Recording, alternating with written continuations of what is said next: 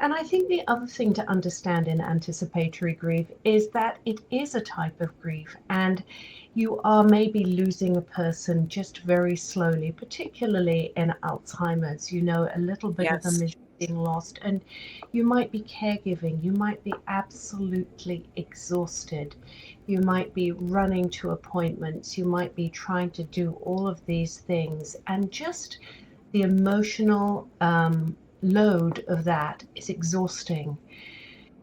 So you can feel some of the things for grief in anticipatory grief, and then I think you're so right. In that moment comes, and you think, well, I'm sort of prepared, which is what I thought I was, and I'm not. I wasn't prepared at all, because when your person dies, you are just not prepared for that.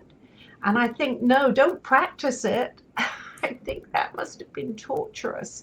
Yeah. But we don't know what it's going to be like when our person finally takes their last breath. And I think we can prepare some of the practicalities, but I'm not sure we can prepare our hearts for it. And I think it's still a shock.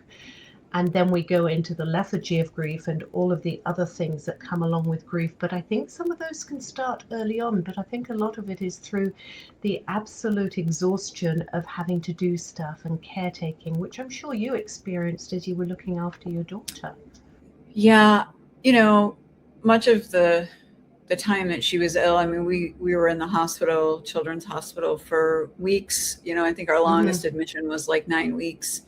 And at the point that we came home, she lived for about a week in the home with hospice care.